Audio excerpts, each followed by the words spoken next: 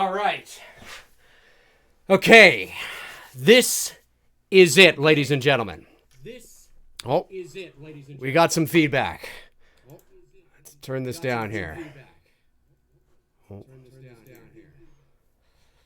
This is live, folks. This is what happens.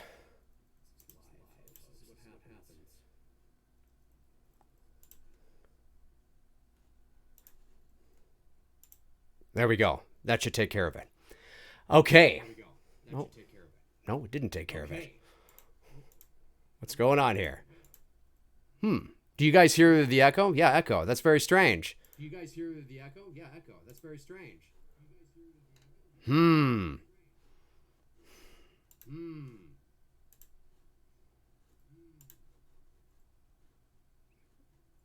Must be through here.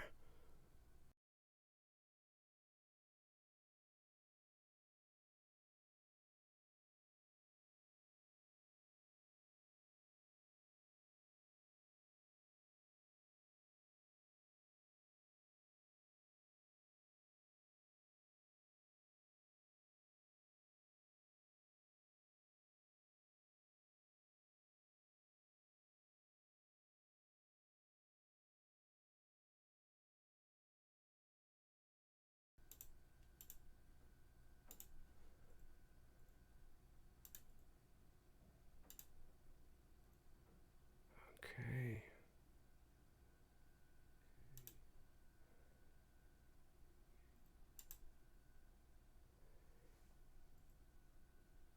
It's very strange.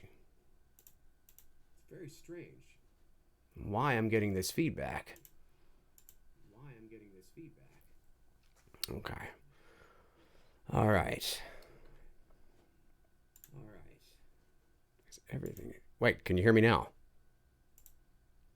Oh, I think the echo is gone. I'm assuming. Very strange. Yes, the echo is gone. But I'm hearing it on my monitor, so 1 second here. Let me just do this. Everything was set right, too. God damn it. Everything was set right. Everything was set right. Amazing, folks. Here, let me switch this on here. Hey, how's everybody doing? So, some technical difficulties there at the very beginning. I apologize for that. I had everything set, but I'm using a new program, so I'm still trying to, there's a bit of a learning curve, but we are good now. I'm assuming the echo is gone from here. Fantastic, folks. Okay, I had a bunch of tabs open, and there was that one little tab at the very back that still had the volume up on the window that I'm watching you guys on. So it happens. But hey, here we are. It's kind of dark in here, isn't it? Let me turn this on over here. Okay. Oh. So it is Halloween night, ladies and gentlemen. Wednesday, October the 31st, 2018. This is... It's hard to believe. It's hard to believe that Halloween 2018 has come and gone. And we are now on our way towards Christmas. I mean, after tonight, that's just it. You know, we're on our way towards Christmas now, and you know, it's been, you know, the last year and a half has been quite a fun experience to be able to talk to you guys and do all the news updates and get into the nitty gritty of sort of the this new movie that came out. And I was trying to think of what I could do on Halloween. You know, I thought about, well, maybe I could watch Halloween again like I did last year. But that ended up being the Saturday movie night that just passed a couple of days ago. So we did that then. And I was thinking, you know, what could I do on Halloween night? And I thought, well, you know what? Why don't I do an AMA? But we're going to talk about Halloween 2018. Now, if we want to talk about you know, some of the other Halloween movies, we certainly can do that. Let me see if I can get another one of this on here. Let me see here. Trying to get some extra lighting. Okay. Yeah, that's all right. Just kind of brighten me up a little bit. But I like the mood of this, though. It's so kind of moody. So I thought, let's do an AMA where we talk about nothing but Halloween 2018. You guys can ask me questions. Don't ask anything yet. I'll let you know when you can. And but if we branch off into some other Halloween stuff as well, that's okay. But I definitely want to keep it Halloween-centric this time. Usually on my live AMAs that's open to everybody, I tend to, you can ask me anything, right? I mean, within reason, but you can ask me anything, and I will answer all of your questions. But since it's Halloween night, let's focus on this being Halloween. Now, hopefully this is broadcasting in HD. It should be. My Saturday movie night ended up being like 480p for some strange reason. Just when you think you got it and you got everything set, shit happens, right? That's what happens. As I go along and as I get used to this new program, the live feeds won't have the little sort of hiccups like it did at the beginning of this one. But nonetheless, here we are. But before we get to your questions, I want to announce the winner.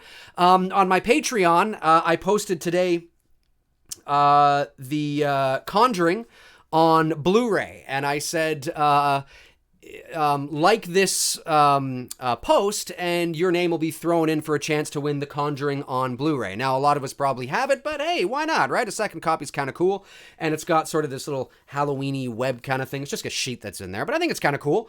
And I thought that would be nice to do for my patrons, and I said, watch the stream tonight, and I will announce the winner. So the winner of The Conjuring on Blu-ray is...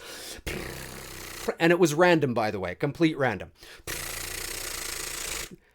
Dr. Sam Hain, ladies and gentlemen. Sam Hain is the winner of... What? Oh, no, sorry, that's the other thing down the hall. Frank Riker. Frank Riker is the winner of The Conjuring on Blu-ray. So, Frank, if you're watching, I will get this off to you as soon as I can. Probably tomorrow. I might have some time tomorrow to mail it off to you. So, you've just won The Conjuring on Blu-ray. So, okay, let's get to some of your questions. We're talking Halloween 2018. I'm assuming everybody has seen the movie. If you have not seen the movie, well, we're going to just spoil the hell out of it here. But I'm assuming all of you have. So let's get to it. Okay, start asking those questions, ladies and germs. We have 258 people watching right now, which is fantastic. That's actually more than I thought we would get at this time, considering a lot of you are in the midst of trick-or-treating. Okay. All right. Let's see here. And again, if I don't answer your question, it's nothing personal, okay? It's just there's a lot of questions. The feed goes by fast. I will try to get to as many as I can, but always know it's never personal. Obviously, it's not like, oh, that guy. Well, fuck him. No, it's not like that. Okay, let's see here. Let me scroll back. Michael Tosser says, Dr. Sartain twist ruins the movie, right? I don't think it ruins the movie. I just think it doesn't feel organic. And it doesn't ruin the movie because as quickly as they fell into this weird sort of thing, it was gone. So, it's kind of like this awkward thing that's sort of there, and then it's gone and you're back to normal. So it's just kind of like this weird moment that happens, but it doesn't really ruin the movie. I don't think it ruins the movie, but I do think there were better creative choices they could have made with that character and with getting Michael to Laurie, if that was the ultimate goal here. But I don't think it necessarily ruins the movie. I think that might be a little harsh. Okay, let's see. Alex G says, thoughts on the opening intro song when Universal appeared? Oh, I loved it. Loved it. Classic Carpenter. Of course, obviously, he did it with his son, Cody, and his godson, Daniel Davies. But it was classic John Carpenter. And I really liked it a lot. I thought it was great. Let me see if I can brighten this up a little bit. I want to brighten this up just a tad. Oh, what's going on here? Oh, there we go. Okay. Oh, yeah, I just shut everything down. That's right. Anyway, I think we're okay there. Oh, maybe that'll do it. Da-da-da-da. Sorry, guys. Just trying to brighten some things up a bit. Okay, so you guys can see me a little bit clearer. That kind of looks a bit better, doesn't it? Da-da-da. Sorry, we're live here, and I'm trying to keep things moving in that forward motion. Okay, it's a little bit brighter, nothing crazy, but we'll see how we do here with that. Okay, yeah. Did I answer your question? I was about to answer your question. What the hell? Oh, the music. Yeah, it was great. I loved it. I love the whole soundtrack. The soundtrack's spot on. I mean, there's certain things in the soundtrack that I thought, oh, are they gonna go there? You know, with some guitar. But you know what? It actually, they did it. They walked that fine line quite nicely, and I quite enjoyed it. So yeah, I'm totally okay with it. Mark Warling says, what's your favorite scene in the movie? My favorite scene in the movie. I'm gonna say it kind of all depends on yeah, it all depends. Right now, I don't know if I have a favorite scene. I can tell you one of my favorite shots is definitely when Michael is in Laurie's house towards the end of the movie, and it's a low angle shot. Michael's fingers have already been blown off, and he's standing there, and the lighting is great, and the way that we're watching Michael, where the camera is situated, is fantastic. That's the kind of thing where I'm like, yeah, okay, I like that. That doesn't mean that that's how you have to show him all the time, because obviously, depending on what's going on in the narrative will dictate how you show him, okay? But when I saw those shots, low angle, and he's there in the kitchen, and you see the blood sort of, dripping from his hand, and they pan upwards, and you just it's really dark, and you kind of see a bit of his face. I'm like, yeah, now that's what I'm looking for. That's a cool shot. Scene, gotta have to think about it a little bit more. Maybe I'll think about it in the back of my mind, and I'll get back to you if I think of it. Well, there you go. Think. Ryan O'Neill says, Dave, I need your honest opinion. Do you think Halloween is a good franchise? Don't get me wrong. I think the first one is fantastic, but most of the movies are not very good. Yeah, that's right. Most of the movies suck.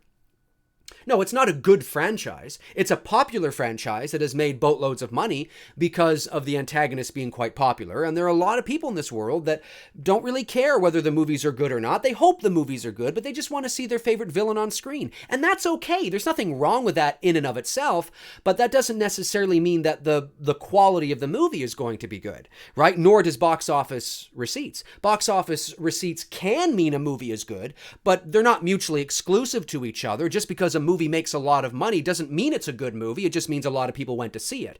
But if you don't like the movie, you can't go to the box office and ask for your money back. So your money contributes to the box office total, even though you didn't like it. So we never can judge a movie by its quality, by how much money a movie makes, especially when it's a highly anticipated film. If a movie is not highly anticipated, it comes out of nowhere like the original Halloween did, and it makes its money and its financial success because of word of mouth, that's a different story. But for example, Episode 9 or Avengers 4, we know is going to destroy the opening box office, but we don't even know if it's going to be a good movie. It doesn't matter. We know it's going to do well, right? So it's a bit tricky. I could go on and on and on here, but no, I don't think it's a good franchise in terms of quality. No, not at all. Of course it's not. Most of the Halloween movies suck some serious shit. Most of them do. Now, if you like them, that's okay. I'm just saying, from my perspective, most of them suck some serious shit.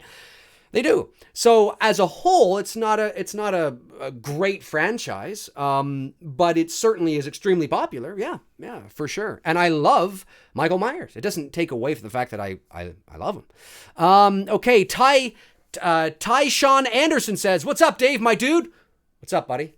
All right, Patrick Hartnett says, "Do you feel like H2O?" Oh, he went by like a shot there. Where'd he go? Where'd you go, Patrick? Oh no, I think I lost you, Patrick. Wait, there he is. Oh, no, wait, that's another thing from Patrick. Oh, I lost you, Patrick. I'm so sorry. Ask the question again and maybe I'll see it. Jay Camacho says, "Hey, what actors would you like for the next Halloween? What is your favorite kill in the new Halloween?" I don't know what actors I'd like in the next Halloween, because I don't even think they really need to make another one.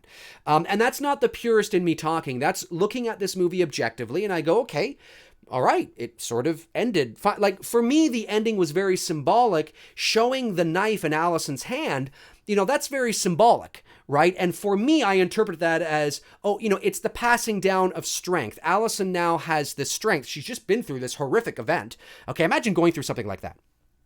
But instead of dropping the knife or repeating the cycle potentially of Laurie in the future, of that continuous that generational pass down of PTSD and trauma, that her holding on to the knife is a symbol to the audience that she has that strength now. I know a lot of people were like, well, no, I think it's just a parallel by Laurie dropping the knife in the first movie and her holding on to the knife. I don't think it was that literal. I think you could make that parallel, but I think it runs a little deeper than that. And I think it's just to show that the strength is now in Allison's hand. She has that strength to stand up for herself, to stand up to evil and fear, and the boogeyman and things like that. And that's great. You don't need to make another one. You really don't. So who do I want to be in the next one? Well, I don't know. If they're going to do it, why not bring some more familiar faces back? Bring back Brian Andrews, right? Bring back, is it Kylie Richards? Is that her name? The woman that played Lindsay? Bring her back, right? Bring back, I don't know, bring back all sorts of people. I don't know. I just, you could bring back a lot of people, but, oh, it looks like we are broadcasting in HD. That's good. Sorry, I'm just making sure that everything seems to be okay here. Just wish we were a little brighter. Maybe if I just do that. Hang on. You know what, guys? 1 second here. I'm going to go over to... so it's a bit brighter on my face. So 1 second. But yeah, that's how I feel. Like in terms of a sequel, I don't think we need a sequel. They're obviously going to do one because it was hugely successful at the box office. And who's going to turn down seeing Michael Myers, right? But if you want to look at things objectively, I mean genuinely objectively, I don't think we need to do another one. I really don't. Okay, so I think you can see me a bit better there. I have something on my face. I think that'll do probably. Hopefully we're okay. Okay, Davey Devolution, like the shirt, Dave. Thanks, I appreciate that. Okay, Ryan Bickham says, after Michael killed the boy in the truck, what were your thoughts as he approached the baby crib in the house in Haddonfield? Oh, I loved it. It was great. It was just a callback to Haddonfield too, to Halloween 2. I knew Michael wasn't going to pick up the baby and like. No, he's not going to do that. But if he had, that would have pissed a lot of people off.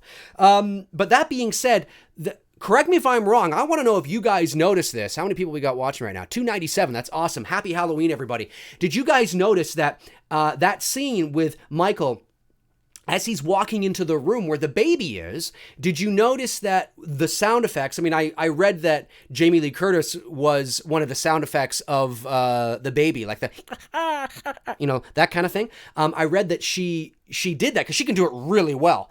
And but also there was another sound effect in there that reminded me, very reminiscent of what the exact sound effect that you heard when Michael was in the nursery area of Halloween 2. It's the same cadence, the same... I don't know, just this style. There's something there that just, it sounds exactly alike, the same sound effect. It's pretty cool stuff. All right, Alex Wright says, Dave, if you were to do the movie, how would you have done it differently with Michael escaping from the hospital and how it ended? Well, that's a loaded question, Alex. In a nutshell, I just think they spent a lot of time paying homage to sequels that they were negating because they were garbage. And I don't think that was necessary. There was an interview with John Carpenter on the set or on the Universal lot, and he was asked point blank, he said, so why did you decide to, I'm paraphrasing, okay, but it's like, well, why did you get rid of all the sequels? And he point blank said, have you seen the sequels? Okay, so if that clearly indicates to us, he's basically saying, without saying it, they're fucking shit. Most of them, okay? Halloween 2 is not bad, and some people... But by and large, they're garbage. That's why we're getting rid of them, right? So why do you spend all this time and energy on paying homage to all the Halloween sequels? I mean, having a couple of kids and, the Silver Shamrock masks, okay, fine. But I think, having the documentary filmmakers go to a gas station that looks like the Halloween 4 gas station, you have the icebox outside that's kind of like Halloween 4, and then you have the stall scene that's very reminiscent of H2O, when you could have been taking all that energy and all that time on creating something different, something new. And one of the things that I said was, and this is hypothetical, okay? This does not mean that you would like this or that it's a good idea, but the thing that came to my mind was, well, what if this stall thing doesn't happen during the day? What if it's a seedy motel? And what if their car breaks down, right? They're on their way to Haddonfield at night after leaving Laurie's place. Laurie lives sort of on, the outskirts, let's say. I know it said Haddonfield, but say she's, on the outside of town, and they leave and they get something to eat or whatever, and they're leaving the diner and they're on their way to Haddonfield, and they figure we'll get a place in Haddonfield. Their car breaks down, but Michael has already escaped. It's the same night that Michael Michael escapes, right? So now it's at night, there's this mood and atmosphere, maybe there's a storm rolling in, it doesn't start to team down necessarily, but and then maybe they break down, they go over to this gas station that seems to be closed, but they're looking for, maybe it's not, I don't know, so now you're creating this real tension. The whole daytime shit wasn't all that scary because it's during the day. And there was very little mood and atmosphere in this new Halloween movie. There were moments of it, but never on a consistent basis. The first act was pretty good. The second act was pretty good, but the first act was pretty good. The third act was pretty good. The second act felt like it had an identity crisis. I didn't know if it wanted to be a comedy or a suspense or a horror or whatever it was. And this is my opinion. If you agree with me, that's great. If you don't, okay, that's fine too. So I kind of feel like there's certain creative decisions that they could have made if they didn't have to worry about, oh yeah, we got to tip our hat. Don't worry about it. You're not including the sequels because you think they're shit. So why are you acknowledging them? Who fucking cares? You can't have your cake and eat it too. Own it. You just told the entire fucking world we're not doing a sequel to this movie or that movie because we don't like them, because they're garbage. Okay, now you got to own it. You got to wear it. Okay, so don't say, okay, but we'll coddle you and tip our hat to all the sequels. Fuck off.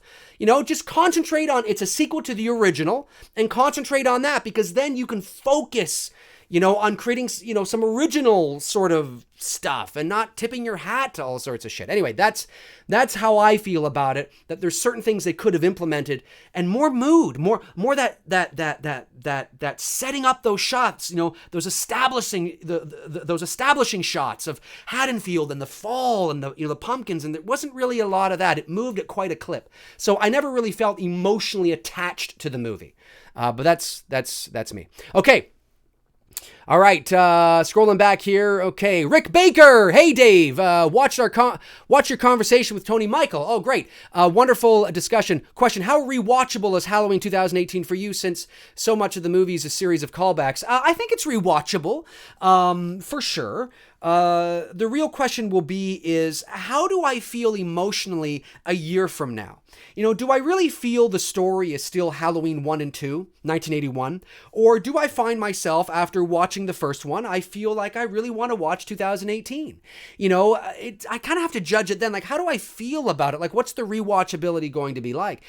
It's going to be tough. For those of you that are emotionally attached to Halloween 1981, it's going to be really tough to start jumping on the 18 bandwagon, especially because that part 2, 1981, picks up exactly where the first one left off. And even though, in my opinion, it's far inferior to the original for a variety of reasons, it does feel organic and like it's supposed to be there, and like it is the next chapter. It is the official sequel because of that genius move to have it pick up exactly where the first one left off. So it feels like you're watching one movie, but with two separate parts. Like back in the day when you'd rent a 3-hour film on VHS and you'd rent it and it would come with 2 VHS tapes. And it just feels like you just took one out and you popped, the other one in, but it's a continuation of the same film. So that psychological component to the attachment to Halloween 2, it's going to be tough to sort of just get rid of. And you got Donald Pleasance and, people who are attached to the brother-sister storyline. It's going to be really difficult. So I think for me, I'm going to wait a year and see, after I watch part 1, how do I feel? Like, what am I naturally gravitating towards? Do you know what I mean? It's going to be tough. It's going to be tough. Okay, scrolling down here. All right, Dr. Booze. Dr. Booze is in the house. Dr. Booze. Fucking son of a bitch. Love the score. No Myers House theme or other notable music, though. Notable music from the original film, you mean, right? And wish there was the actual Myers House in the movie. Sorry for Caps trying to get your attention. Yeah, there's a lot of things in there that people really want. That's part of hooking the emotional sort of. This movie felt, look, as I've said on many occasions, it's a good movie for what it is. But is it a great Halloween movie that is a sequel to the original? A lot of people will come down on me and say, oh, you're just a purist. What do you know? You weren't going to like it anyway. Buckle up, Dave. Suck it up, boy. It's 2018. This is how horror movies are made. It has nothing to do with that. The cinematic execution of the original Halloween, the pacing, the lighting, the mood, the atmosphere, is part of its identity. When you're making a sequel to that movie, Halloween 2018 is not a sequel to 4 or 5 or 6 or 7 or 8 or Rob Zombie's film. It's not a sequel to that. There's no reason why it has to follow any of that identity. It's a sequel to the original. Now, I'm not saying you'd make the exact same movie, but in terms of its cinematic sort of execution and its feel and in its tone was very different. And it felt like a modern day horror movie with a couple of Halloween-y things tossed in, right? But you take Michael Myers out of it and replace it with some other horror villain or some other just random killer, you could do that. You can't necessarily replace him in the original Halloween with somebody random because everything else around Michael is part of the identity. It's so ingrained. But you could take Michael out of this movie. Granted, there's the music, of course, which is very Halloween-y, but I think you know what I'm trying to say. So it has an identity problem. It felt like they were trying to please quite a few people. Well, we'll make it funny for them. We'll make it scary for them. We'll make it, and the comedy. Oh my God. Anyway, let's keep going here. David Ferguson says, do you think the sequel will continue from the same night? Possibly, yes. But I don't think it will. I think it might continue from the same night for like the first 5 minutes. But then I could totally see them jumping like a year later. Okay.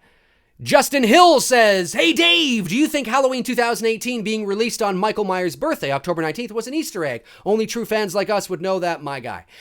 No. I don't, because I think it's just a coincidence, and it just so happened to... Now, they could have released it on any day in October. They could have released it last Friday or the Friday before the 19th, yes.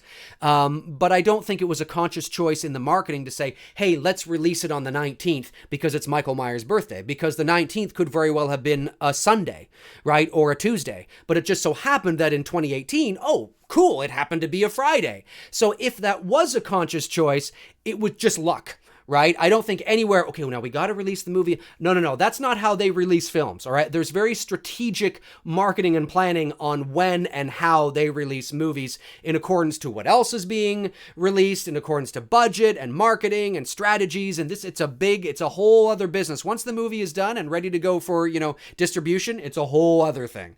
So they would never be married to that idea. If it worked, they'd be like, cool, but it wouldn't, they wouldn't put their heart and soul and energy into trying to release it on Michael Myers' birthday. They'd release it on the appropriate day, which just so happened to be the 19th.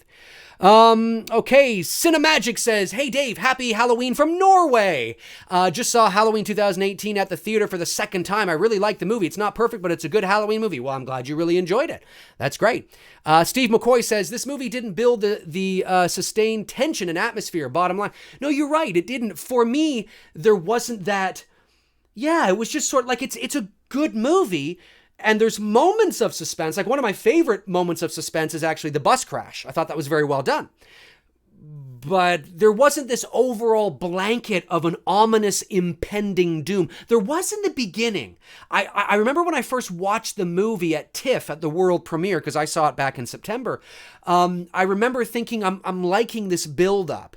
But it's sort of, once the second act begins, once Myers actually gets to Haddonfield, it falls kind of flat, and we're introduced to Vicky and Julian, and it's like, why are they quipping back and forth? Like, one joke is fine, but they're going back and forth like I'm watching Pineapple Express, or I'm watching some teen comedy, and it's kind of like, I'm not really, and any sort of suspense they built in that scene was destroyed by a lot of the quips. I don't want to have humor in moments where I'm supposed to feel tension. I'm supposed to be scared. Like when Vicky opens the closet door and Michael's right there, and you got Julian going, oh shit, it's kind of like, why are you doing that? Like, and it's done in that, it's not a genuine, like, real it's done in that satirical kind of, you know what I'm talking about. And it's like, why are you doing it? And then he quips to Dave as he's going down the stairs, you gotta go up there, Dave, or whatever it is. It's like, this is not the movie for that.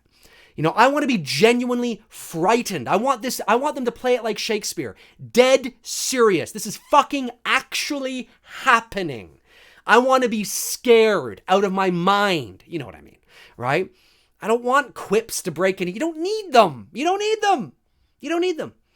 Anyway, I could go on and on and on, but I want to answer your question. So if I rant, it's because something has triggered me in that area. Okay, Boomer Michael Myers says, it took me out of it every time they did it. I'm assuming you meant the humor, maybe. Okay, let's scroll back here. I'm just going through. Again, if we got 341 people watching, if I don't answer your question, again, it's nothing personal. Okay, it's flying by, and I want to answer as many questions as I can, but I also like to be as thorough as I can within a reasonable amount of time, because I think you guys deserve that, because I think you guys are awesome. Okay, Michael King says, hi, Dave. Dr. Sartain character was pointless. I wanted more of the deputy. I agree. I think they should have made Will Patton's character of Hawkins the sheriff of the town. Sheriff Barker was a useless stooge in a cowboy hat. Useless. Completely pointless. You could remove him from the movie, nothing happens. Literally nothing happens, and that's not good. That's not good.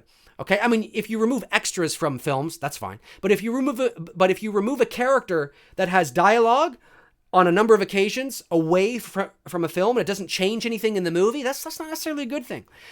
They should have, Hawkins should have been the sheriff, and he should have survived as well. I would have liked to have seen his character, if they do a sequel.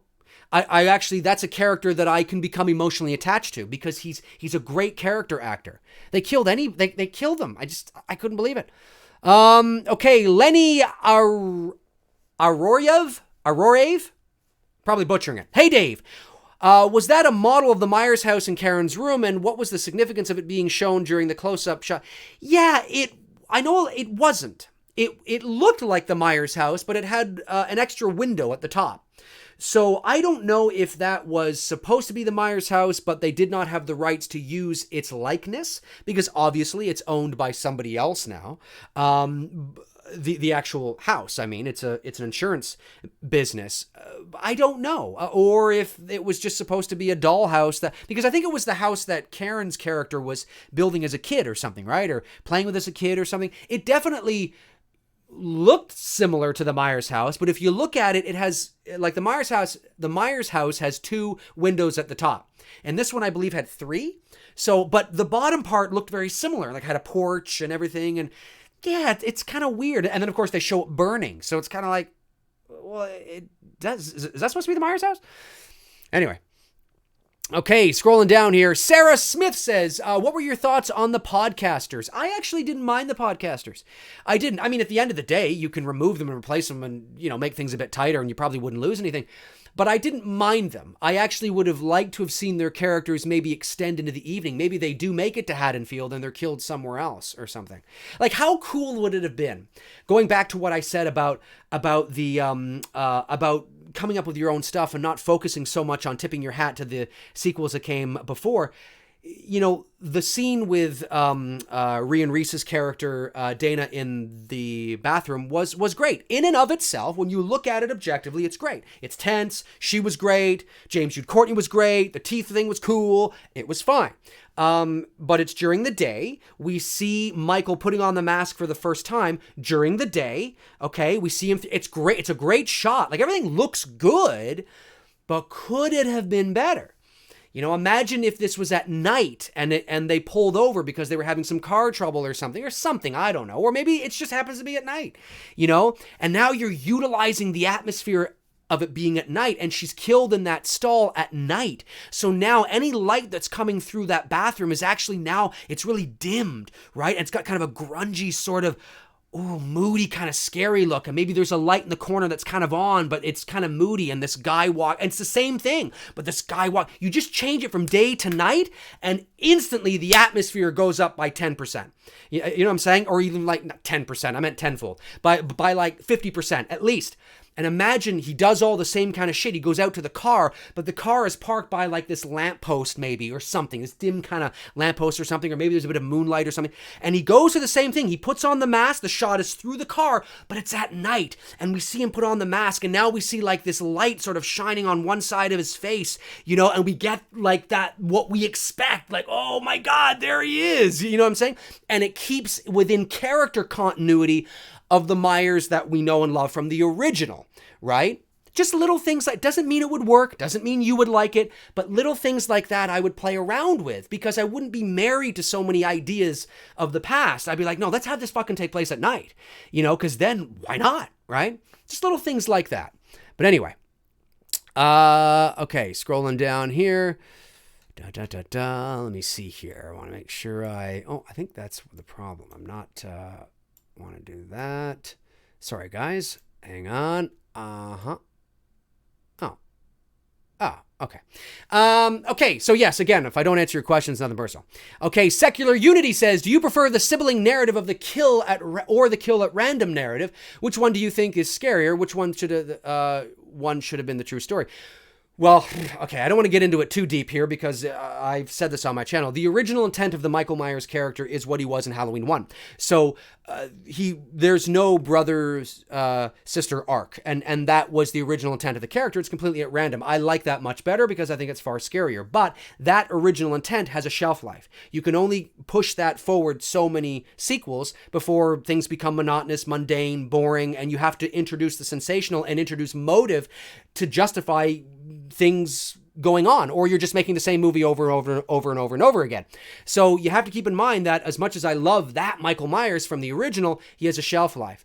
So I prefer that because I think it's far scarier when he's the absence of character and the absence of motive and there's no rhyme or reason for doing what he's doing. We don't know. When you keep that, that's why everybody loves him. That's why, folks, Michael Myers is arguably on a pedestal higher than Freddy Krueger, higher than Jason Voorhees, higher than Chucky, higher than Ghostface, higher than Leatherface, higher than Pinhead, higher than Leprechaun, higher. Arguably, because it's the unknown, it's the mystique and the mystery that surrounds his character. You introduce motive and reason and backstory and speaking and, well, we know what happens. Okay, Jerp Pin says, I wish you could direct the sequel. Yeah, I wish I could too. That'd be great. Mike Cornelia says, I got here late. Happy Halloween, Dave. Happy Halloween, Mike. What did you think of the Loomis voiceover? I personally thought the voiceover from H2O was more accurate sounding. Yeah, I thought it was fine. I thought I like if you said, was this Loomis from 1978 on a tape? Yeah, okay. I buy it. Sure. You know, I think it could have been better. I agree, but I bought it, you know, for what it was. It certainly wasn't like, you know, it's not like it was me going, so anyway, you know, can you imagine? It's like, what the fuck is... No, I mean, I bought it. Okay, Jonathan Peterson says, hey, Dave, what are your thoughts on Michael not being in the room when it was burning down? Well, I mean, that's obvious. They didn't show him burning in the room so they could leave it open for a sequel. Lewis Stevens says, it was creepy cool, I thought. Oh, I'm not sure what you're talking about there, Lewis, but yeah. Okay, Christian Hafer, I always forget. Glad they didn't have him speak. That would have been awful. Yeah, you're darn right it would have been. Patrick Hartnett says, hi, Dave, did the sequel lower the expectations for the next movie? Did the sequel lower the expectations for the next movie? No, but I think people should have their expectations. I think people know what to expect now a little bit more because you are now, you now know what the narrative is. You now know sort of what the characters are, and you have a little bit of an idea of what to expect. It's like The Force Awakens, right? Like, we didn't know what to expect, oh my God. But when The Last Jedi came out, we kind of okay, we know who the characters are, we know who the villains are, we kind of know what's going to go on. So there's just sort of, I think our expectations will, you know, kind of, well, you'll be excited, but you'll kind of be down here a bit, because you kind of know what to expect. A ballpark version of that. Okay, Luke Skywalker says, how about more anthology films like Season of the Witch? Yeah, I think they should do it. I think they should explore it. Because like I've said to you guys, you know how I feel about this. If you want Michael to go on, okay, that's fine. But be prepared that if you want Michael to appear in another 4 or 5 films, be prepared that we're going to be right back where we were with shitty fucking sequels in a few years. It's going to happen. Because they can't just because then they're just making the same. He has a shelf life. Okay? He has a shelf life. So yes, I think exploring the anthology idea with legit scary fucking movies with great writers, a great director, great story, I think should be on the table. I think it should be explored. Absolutely. Okay, Movie Chat and More says 2018 or Halloween 4, Dave. Tough to say. Well, I mean, it's tough to say because Halloween 2018 is a modern film. So there's a lot of, you know, it's very polished. It feels very legit and modern. Halloween 4 from 1988 is a little dated now, right? It looks like an 80s movie. It feels like an 80s movie. The acting is kind of 80s. But of course, there's that charm to it. So, but if you were to think of Halloween 4 today, if they had done that kind of movie today, I think Halloween 4 would be a better movie. If they had gotten Imagine this now. Now, there's things, I don't think Halloween 4 is a great movie. I don't. But I think it's a decent sequel. But can you imagine it if they had got the mask right? Picture Halloween 4 and every single scene with Myers, it's the Kirk mask. Like, it looks like the one from the original film. Imagine that. Just that. Just change that. Everything else is the same. Every single fucking thing in that movie is the same, but the mask is like the original. Imagine how much that would improve the movie by just doing that. Can you imagine that? You know, yeah. You know, Halloween 2018 it's a good movie for what it is. It's fine. It's a modern day. It's got some Halloween kind of shit in there, but yeah. You know, it is what it is. Frank S. says, Anthology is stupid! This is the Michael Myers movie. If you want Anthology films, do a different movie and call it Halloween Nights or something. Well, I think that's what people mean. I don't think people mean that they want to have Michael in an anthology film. I think people, what people mean, Frank, is they branch away from the Michael Myers story and they do exactly that. They do other stories revolving around Halloween, but maybe they're stories that take place in the Michael Myers universe. Now, what I mean by that is you don't have Myers in it, but what I mean by that is that, you know, maybe in the movie or maybe in the TV show or whatever it is, whatever they decide to do, which I don't think they should do a TV show anyway, but whatever they decide to do, maybe there's a mention of Haddonfield or there's a mention, you know what I mean? But there's other fucked up, crazy stories that could be happening 30 miles down the road that have nothing to do with Michael Myers. That's just one story happening way over there, right? Who knows what's going on over there, right? You got Charles Manson back in the 60s over here, but you go over there and you got fucking, you know, Jeffrey Dahmer. You go over there and you got Ted Bundy. You go over there, you got John Wayne Gacy. You know, so I mean, it's like there's other fucked up things they could tell. And I'm not necessarily saying with serial killers in a mask. I'm just saying that, you know, they could do that. They could. I don't know if they will, but they could. But that's, I think, what people mean. Mr. Scary says, hey, Dave, was 2018 a shit show like zombies films? No, not at all. Not even close. Kenneth Beat says, I would love to see Season of the Witch reboot with plot holes fixed. Yeah, that'd be kind of cool. You never know. It was on TV the other day. Halloween 5 is garbage. It is. Nick Smith, scale of 1 to 10. How much do you hate Halloween 5? 0.5. No, I would say 10 being great, 1 being shitty. I would say probably, yeah, I'd say anywhere between 1 and 3. Yeah, probably somewhere in there. Because there's moments I can pick out that go, oh, they were onto something there. I like that. But as a whole, it's terrible. It's terrible. They destroyed everything they set up on 4. 5 is the one that destroyed the franchise. Because it's the one, because if they had done a proper sequel to 4, and I don't mean make Jamie the killer, I just mean, you know, having organically gone off. Yeah, 5 fucking just was ridiculous. Anyway, Jamie Spurway says, the actor who played Dr. Sartain used to be in a UK soap called EastEnders. Oh, yeah. I've heard of EastEnders. I think wasn't Daisy Ridley in an episode of EastEnders? I think she was. Anyway, Red Ranger 241 says, what do you think of the opening credits? I thought they were fantastic, and did you think it was symbolic with the pumpkin being the Oh, absolutely. Yeah, I thought it was great. I thought the credits rolled too quick, though. If you watch the names, they come up, it's literally this fast. It's really quick. It's almost like the default setting of Windows Movie Maker. Okay, like that's what it feels like. It's like, whoa, slow down a little bit. Like, let me, you know, like it was pretty quick. If you watch the original Halloween, the credits come on, that score is playing, they come off, they're really building you, they're drawing you in. The credits looked great, but they were moving quite quick. And I like the idea of the pumpkin. Yeah, I love, the pumpkin coming back to life and all that kind of shit. That was a lot of fun. I enjoyed that. Okay, Davey Johnson says, oh, geez, I lost your fucking thing, Davey Johnson. Sometimes I just go by like a shot. You'll have to ask it again, Davey. My apologies. Okay, scrolling here. Brett Young says, at the Halloween convention, I talked with Alan Howarth and asked if he would come back if he asked in the future. Would you like to see that and see what he can bring to the table? I'm assuming he said yes. Yeah, I would. I think he would be the logical choice if Carpenter does not return for a sequel, which I don't think he will. But then again, you know, money. Poppy129 says, did you get Halloween 2 Steelbox? No, I did not. I'd love to get it, though, but I haven't gotten it. Okay, Jay Camacho says, should Busta be in the next movie? Yes! Yes! Busta Rhymes, ladies and gentlemen. Trick or treat, motherfucker! You big-ass ball-busting chick! All right. Okay. Oliver Mercer says, hey Dave, happy Halloween from the UK. I personally think they tipped the hat off too much, I thought. It was also taking me out to see the old crap ones from 5.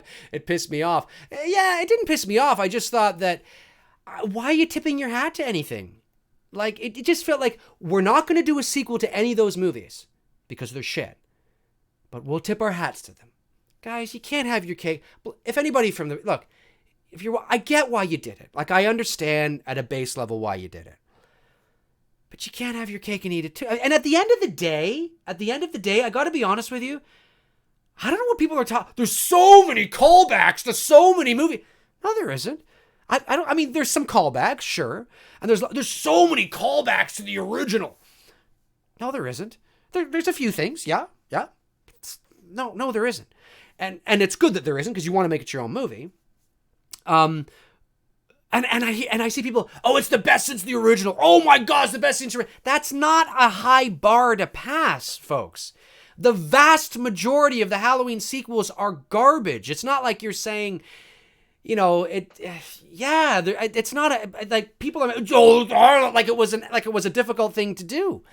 When you get rid of the sequels and you're not married to that shit show of a storyline, you can make something that's not too bad, So I wouldn't use that as evidence of this being a phenomenal movie. Richie Larue says, do you think they should have killed off Laurie? Yeah, I'd be open to it. Yep, I'd be open to it. How, I'm not sure yet, but I'd be open to it. Ryan Bickham says, or Bickham, did you notice the Myers side profile cut out in the pumpkin eye? The Myers side profile cut out in the pumpkin eye? No, I didn't notice that. I'm not sure what you're referring to. What pumpkin? Slaughter Cinema. Oh, darn.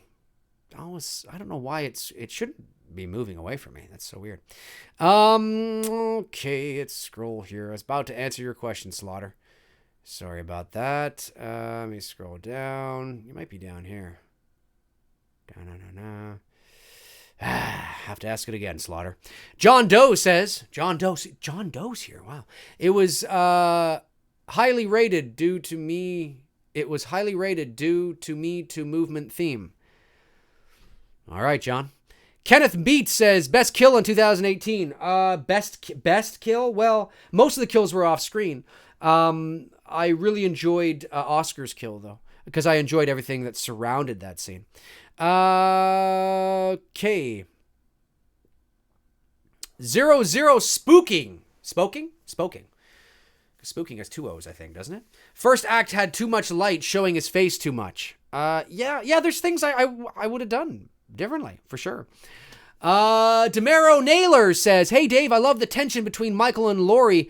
Don't get me wrong, but I think that they sure utilized Laurie like they did in H2O, how she was hunting Michael. Yeah, I liked the end with Laurie looking for Michael in the house. I like that. The only thing I would have done differently was instead of Michael just suddenly coming out from behind the mannequins, I actually would have had him, she's looking for him. So now she knows she's in this room. And by the way, for those of you that don't know, Laurie's bedroom in Halloween 2018 was the exact replica of the Doyle bedroom from the original film. Because if you guys don't know, they were originally going to reshoot the ending of that movie. And thank fucking God they didn't. But they were going to. Well, instead of just tearing everything down, they used it for Laurie's room.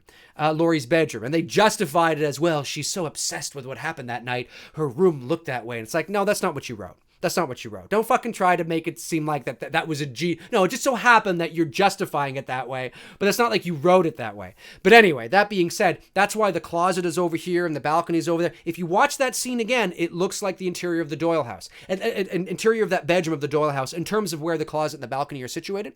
But so anyway, so in that scene, instead of having Michael come dashing out from behind one of the mannequins, which was fine, here's an opportunity where you can use, she's there and she's like, come on, Michael, and his face slowly emerges from the darkness. That would have been cool because that's right along line with his character. That's Michael's MO. You do it your own way, right? You add your own sort of stamp on it. Do you know what I mean? In terms of lighting, in terms of, how he comes out, in terms of what happens. What they did was fine, and it was really cool when he grabs her and pushes her against the wall and goes like this. That was cool. I really like that. But just little things, little creative decisions that I think could have made the film even better. Okay, Pilot Emilio says, Happy Halloween, everyone. Happy Halloween. Yeah, how we doing here? How's the feed looking? We're doing okay? Yeah, this looks all right. I think we're doing okay here.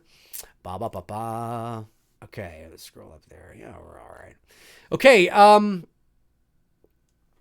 right. Alden Music says, do you still rank this movie third on your list as of today? And what exactly would you do differently if you added to this film? Oh, well, that's a loaded question, Alden, in terms of what I would do. I'd have to go on and on because I want to get to other people's questions. But I rank it third or fourth, depending on how I feel. It's better than 5 and 6 and 7 and 8 and, Rob Zombie's films. But I don't know if I like it better than Halloween 2, 1981. And I'm not sure if I even like it better than Halloween 4. So, but I have to let things marinate a bit longer and let things sit in. Like I said, it's not a bad movie. But I liked a movie I should have loved. And I think there's a lot of things they didn't need to do. They didn't need to do that. It was unnecessary. Nerd Report. Hey, Nerd Report is in the house. Looking good, Dave. The Nerd Report is in the house, folks. Okay, Christian Haffer says, I watched Halloween 3 the other day again. That's very underrated. Yeah, it's a good movie. It's a good movie.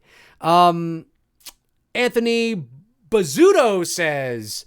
I don't want to lose you, Anthony. There you are. Do you think they ruined Loomis's reputation by adding in Sartain and how useless his character was in the film? No, I don't, actually. I think they ruined Sartain's character by having him useless in the movie. I think I liked Dr. Sartain because I never got the impression that he was trying to, that they were trying to replace Loomis. The reason why is because Sartain was coming at it from a different perspective than what Loomis was. Loomis was certain that he can't be saved. He's evil. He's got this. It's crazy. It's crazy. It's crazy. So, Loomis had spent 8 years trying to reach him, then another 7 trying to keep him locked up. You know what I'm saying? Whereas Sartain, on the other hand, had a bit of a different take. He believed that there might be more legit, grounded reasons for what's going on, and that he wants to see Michael in his, natural environment because he never saw that. Because by the time Sartain got to Michael had already been locked up for years, right? And Sartain, worked and learned under Loomis. So when Loomis died, Sartain took over, but all Sartain knows is Michael in the sanitarium. And Sartain thinks that, Laurie might be, there might be a connection there, and this kind of stuff. Like, I like all that. And I like what he's saying from a, because he's saying a lot of things that are scientifically accurate in terms of, psychology and understanding the human mind and, the motivational factors and all that kind of stuff. So he's different enough because he's coming at it from a different perspective. He's not in the cop car going, I'm telling you, he's evil. Dr. Loomis spent 8 years trying to reach him, then another 7 trying to keep him locked up. And then I spent another 5 years trying to reach him and another 20 trying to it's not like he's that kind of a character, right? Where it's just like, oh, this is clearly Loomis. You know what I mean? He was a bit, the problem I had was he had this weird thing that happened, this weird subplot, which there was definite foreshadowing that Sartain had his own motives, but there was no foreshadowing that he was going to take it that far. And that's what threw everybody off. We all knew that Sartain kind of had this thing. He's got his own kind of thing here, right? He's kind of, okay. But nobody saw that he was actually going to murder the cop who's trying to help him out. And what's his end game? Is he just is he expecting to survive this and go to work on Monday like nothing happened? And then his head is smushed like a Friday the 13th film. And that's the end of it. And it just felt like, we're just doing this so we can get, like, it was only done so the doctor could drive Michael to Lori, or at least, it just, there's a lot of things around. I could go on and on, but I gotta move on here. But yeah, I liked the character, but I think he wasn't utilized in the end. It was a complete mismanagement of his character in the end. But that's my opinion. Okay. Mike Johnson says, was there anything you saw in the movie that you thought if they would have continued it more, it would have been great? Yes, 100%. It's the chase with Allison. Now, everybody loves Allison's theme, right? You all love Allison's theme, which I believe is this theme right here. Can you guys hear that? I don't know if you guys can hear that. Can you guys hear that? Comment and let me know if you guys can hear that. Can you hear that? Let me know if you can hear that. Hell yeah. Okay, cool. Can hear. Okay, cool. Right. Well, that's Allison's theme. Oh, sorry. That's the shape chases Allison, right? So, let me just mute that. Okay. So, that, I think we all can agree that was an awesome scene. That was an awesome scene, primarily because of the music. The scene was, I shouldn't say it was an awesome scene. I should say it was kind of cool. But the music was like, whoa, shit just got real. Well, why not extend that? It was so short. It was just as long as the track is, if not shorter. I would have had her continue to run into somebody's backyard, right? And the shape is after her, and maybe the moonlight is hitting the shape's face as he walks under it, under a tree, and, by a bush, and she's hiding there, and the music is like, now it's kind of changed to something else, but it's still that Carpenter kind of esque, right? And she's there, and, you see him kind of off in the corner, and then he disappears, and you see like a pumpkin, right? And you hear like, and it's got kind of quiet. She's wondering where, like, extend it, build it, right? Show a pumpkin off in the corner, with the light sort of flickering inside. Where's Michael? He's looking for her, right? And then she's like, and she takes off again, and the music begins again. Boom, and then he comes around the corner, and, and he's walking after her. She's like, oh my God, like, extend it a bit. It ended way too soon. Build that tension, build that suspense, create that mood. Here's your opportunity, to create something. And as soon as it begins, it ends. And it's like, It felt very anticlimactic. So yeah, that scene I would have done very differently. I would have had it just extend just a bit longer. That's what I would have done, 100%. Okay. Let's go over here. All right. Guitarist Dog 87 says, Dave, who made your Myers mask behind you on the left? Yeah, this is the AHG MMK. This is an independent mask maker from who made it. I believe his name is Mike. He goes by All Hallows Ghost, and he made this from the original Kirk mold years ago.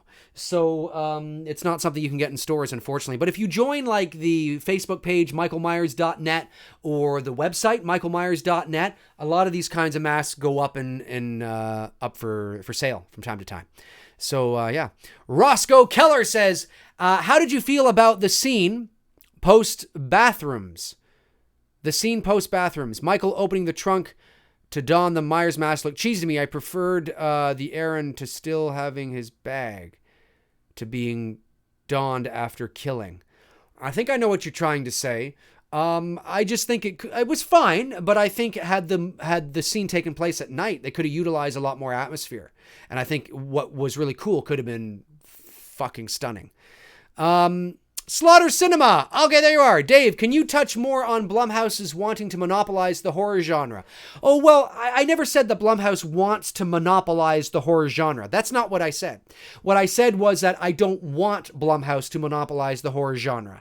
And I know that several people who work for Blumhouse are very interested in maybe getting the rights to Scream or, if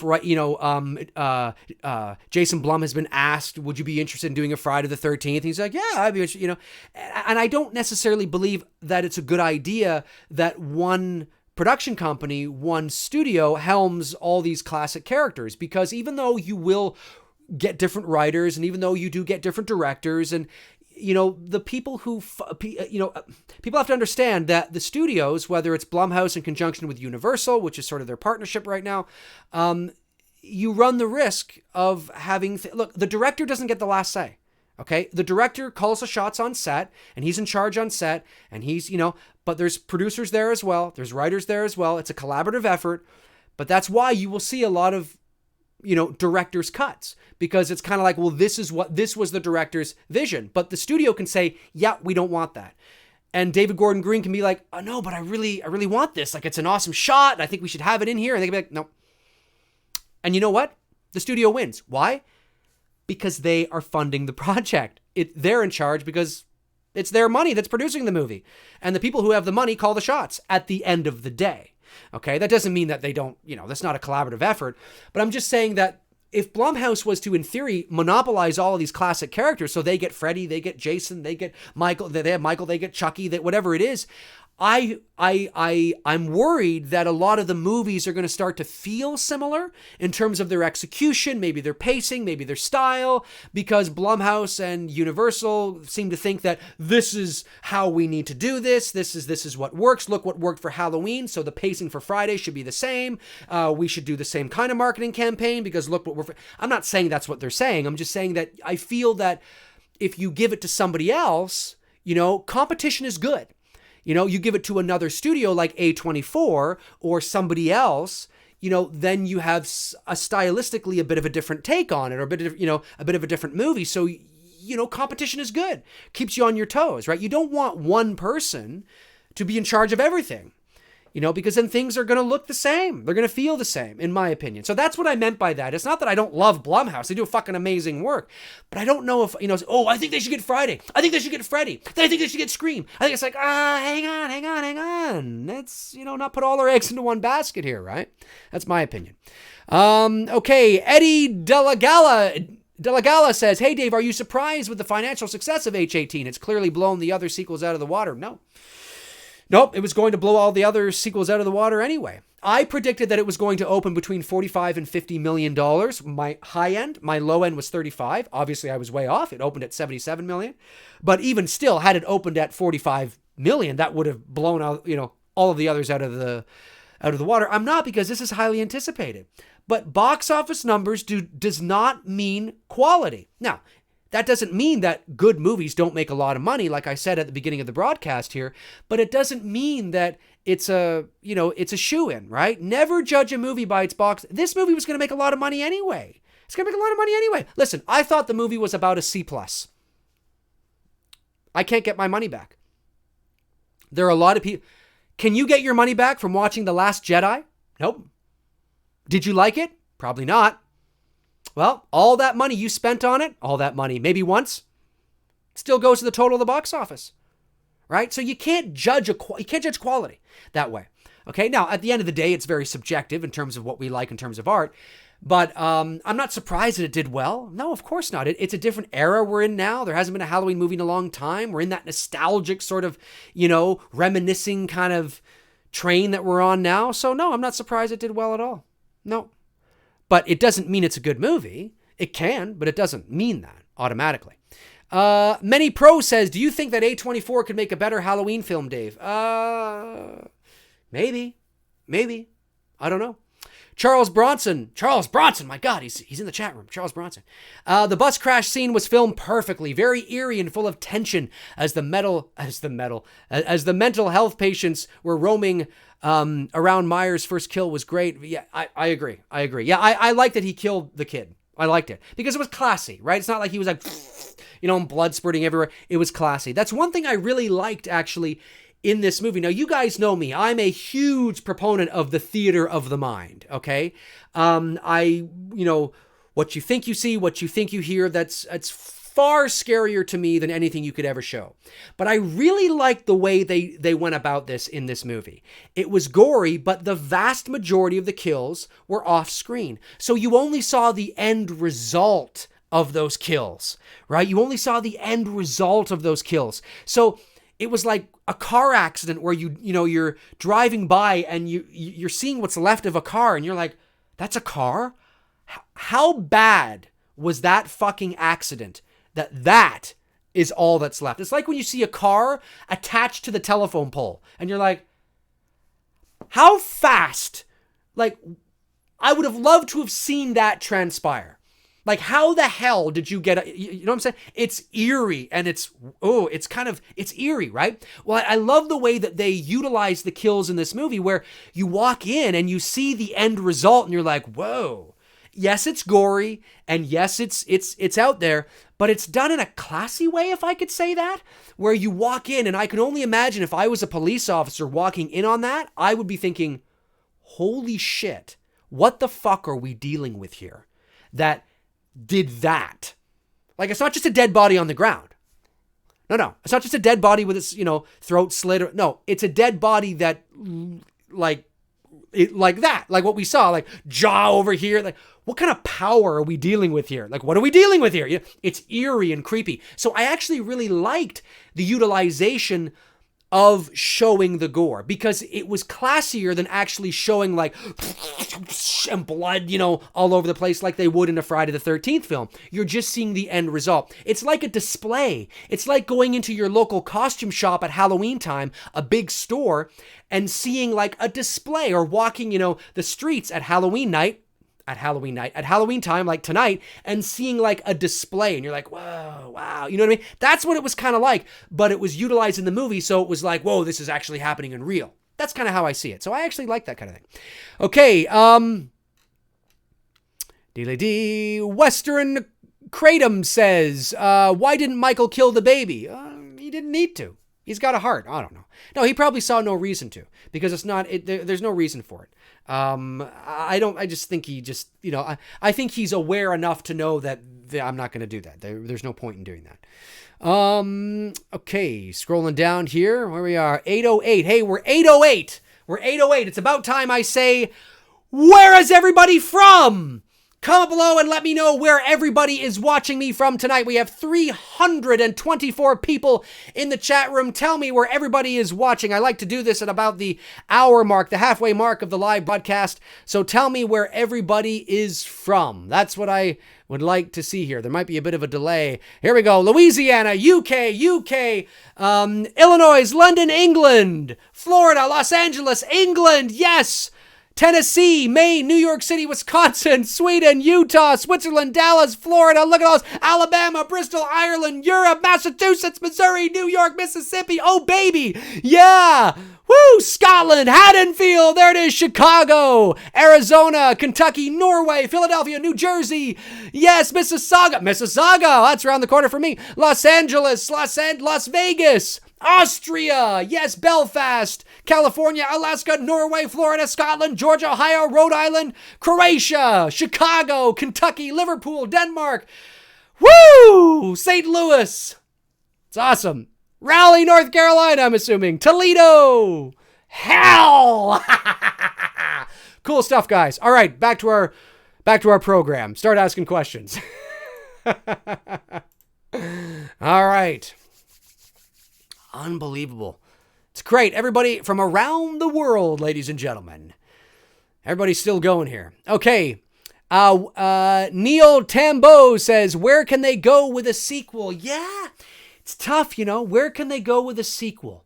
I mean, really, I could totally see them picking it up where this one left off. I could see that. I don't know. I don't know, I don't know, because in order to keep a sequel going or more, you got to justify the motives and, I don't know. I'll talk about, I don't really have any thoughts on sequels right now.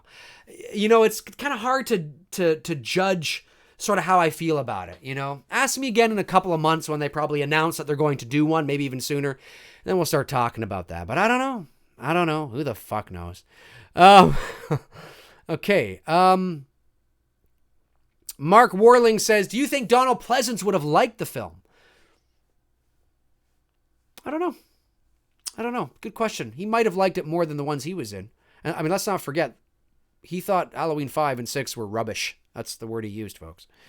Okay. Wow, look at all these people scrolling here. All right. Cristela Flores. Cristela Flores? Am I saying that right? Cristela Flores?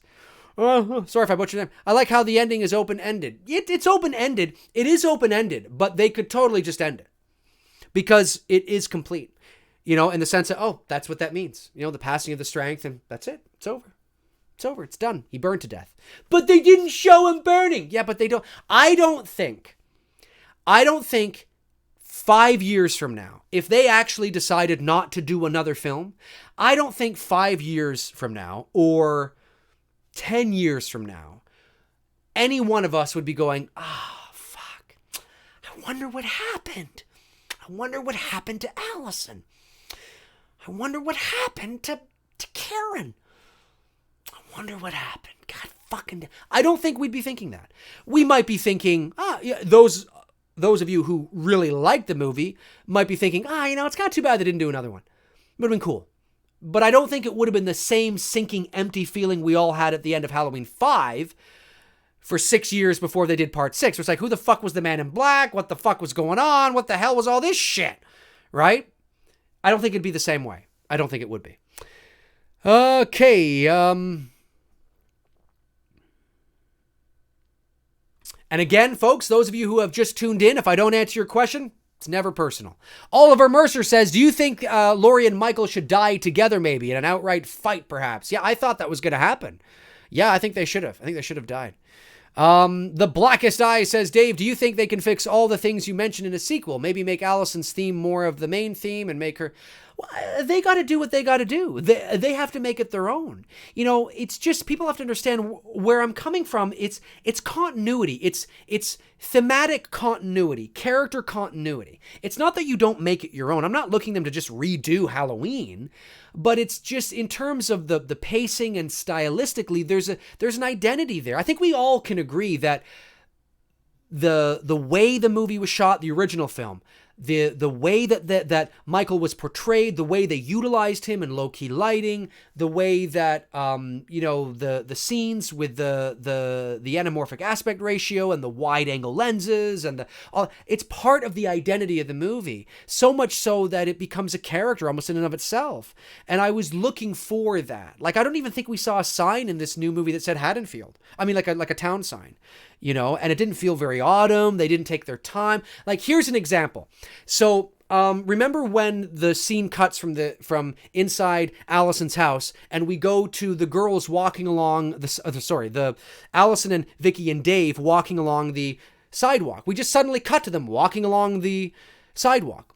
I wouldn't have done that. I would have had Allison by herself walking along, and I would have used this few moments I had, not long, but I would have used this to sort of make an emotional connection to the surroundings for the viewer. How do I do that? Well, we have Allison, who's just kind of, all right, mom, whatever. She leaves. She's walking along the sidewalk and she's looking around, and we show, decorations blowing in the wind, a pumpkin on the side. Maybe a neighbor says, "Hi, Allison." And she says, "Hi, Mr. Johnson." What does that tell us? It's a small town. She knows the neighbors. There's an emotional connection there. Very simple, very quick, right? And she's soaking it all in. She's looking around, right? A little bit of foreshadowing in there. And then around the corner comes Dave and Vicky. They're like, "Oh, hey, what's going on?" Whatever. And now, but just that few moments, just that 30 seconds, allows us to kind of slow the pace down just a bit to make a little bit of a connection. It's autumn. Look at this. Feels like Haddonfield again. You know what I mean? Just little things like that. They're not huge, but there's things that they could have done like that in the movie, which they didn't do at all. They didn't. If you take Michael out of the movie and you replace him, and take Laurie out of the movie and replace her, is it a Halloween movie? I mean, I know there's the music, but you know what I'm trying to say, right? There's other things between Michael and Laurie and even the music that make Halloween Halloween. Okay, Stuart Johnson says, the end of Resurrection needs explaining. I'd like to see a follow-up to that. I respect that you do, Stuart. I think Halloween Resurrection is a shitty movie, and I couldn't care less whether I have not watched Halloween Resurrection probably in 15 years, which would put me back to almost the time it came out. So, if you like it, that's awesome, but I don't care to see anything to that movie. Okay, Nikki V says, Laurie deserves to live. Laurie deserves to live, according to Nikki V. Poor thing suffered so long, and it would be unfair to kill her now. Well, I don't know. They didn't kill her. She could be back in another one. She says she would if David Gordon Green directs. All right. Jalal Cunningham says, Laurie might die in the next one. She might. You never know. Neil Rook says, Rook? Am I saying that right? Where did you get the awesome hat you're wearing? Oh, this was, is it London 1888? Something like that. Is that I think that's it. London. Just Google London 1888. And they've got some cool hats there. It's a My Shopify site. That's where I got it. Tony Scott, the director? Oh my God, he's in the house. Dave, do you think Michael will kill the same with some of his fingers missing for another sequel? Oh yeah, I don't think it'll be a problem. No, I don't think so. Okay, Joshua Marjanen? Am I saying that right? Probably not. Do you think they should have had him kill the baby? No, I think it's unnecessary. I think it would have come off as being gratuitous for the sake of being gratuitous. Yeah, I don't think it's not necessary. Okay, Mello says, so what are they going to do with Michael's hand? And now, is he going to kill people just with one hand? Well, I think it's these two fingers that came off. Okay, that's very symbolic, by the way. All right, comment below and let me know if anybody knows why that's symbolic. But anyway, you can hold something with that. I'm holding you know what I mean? He probably won't use that hand as his dominant hand. He'll probably go over here, but it's not like both his arms were cut off. Can you imagine? Okay, Kevin Mason says, where would you rank James Jude Courtney comparing to the other actors who played the Shape? He's 2 or 3. Yeah, top 5 for sure. Top 3 even, probably. Okay, Michelle Larsh. Am I saying that right, Michelle? I apologize if I'm not. Is it Larsh? Larshay? Do you think they will? Do you think there will be another movie after this one, or you can't say? Well, I think yes. I think there probably will be, because Halloween is exceeding expectations. This is show business, not show art. So yes, I think there probably will be, and I think there will be an announcement of it soon. Okay, Francisco Zaragoza says, why can't there be a scene where Michael goes to the restroom? He goes. TJ Studios Entertainment says, was that Nick Castle at the beginning? No. Well, the only shot of Nick Castle was through the window of him in the mirror. That was Nick Castle. That's the only shot of Nick in the entire film. Okay, scrolling here. Oh, I like this name. Klebtonic Entertainment. I like that. The sequel might take place at the hospital. Maybe it will. I don't know. Sure, why not? You could totally pick up a sequel from where this one left off. You could do that. Guitarist Dog 87 says, Dave, another question. How do you think Halloween 2018 will age? Well, I think it will age fine, just like most modern day horror movies in terms of, I don't know. It's a good question, Guitarist Dog. It's a good question. I think to get a real sense of how we all really feel about this movie and where it's going to fall in a ranking and whether or not we consider this to be the true sequel to Halloween, or if Halloween 2, 1981 is, I think we got to let some time go by. I think this time next year, maybe even sooner, but definitely this time next year, I think we'll have a better idea of that. Steve McCoy says, hey Dave, you doing Freddy's laugh in front of the house from the movie was awesome. Please try out the role Please try out for the role of Freddy if they do another Nightmare. Well, if they want to ask me to try out for Freddy Krueger, I would be more than willing to at least try out. Why not? Okay, scrolling here, going back. Red Ranger 241 says, where would you rank... Oh, I already answered that. I just didn't say your name, I think. My apologies. Mike Cornelius says, do you prefer Halloween sequels or Friday the 13th sequels? Obviously excluding the originals for both series. You should be the next Freddy, Dave. Oh, well, thank you. I think I enjoy the Friday sequels on a whole better because the Friday sequels were able to adapt to their identity more. And they follow a more consistent narrative. Now, Friday the 13th part, I don't like a lot of the later Fridays. I think 8 is a shit show. I think 9 is a shit show. I think 10 is a shit show. But at least they're consistent. Whereas the Halloween films, they're pulling you over here, then they're pulling you over here, then they're saying, no, that doesn't exist. No, that doesn't exist. Well, now that exists, but that doesn't. Yeah. So I think on a whole, I can appreciate a lot of the Friday sequels more, even though they're, silly, dumb fun. ABC Def says, Dave, apply for Blumhouse. Apply. Well, you don't just apply for Blumhouse, but if Blumhouse wants to talk to me, I'd be more than happy to listen. Nikki V says, Friday the 13th was fine up until 5 when it started to get too unrealistic. Yeah. Well, I consider Friday the 13th, like the series, I consider 1 to 4. That's pretty much it. I can enjoy 5 and I can enjoy 6, but anything after that, I'm, nah, forget it. Okay, scrolling down. Okay, Ty Sean Anderson.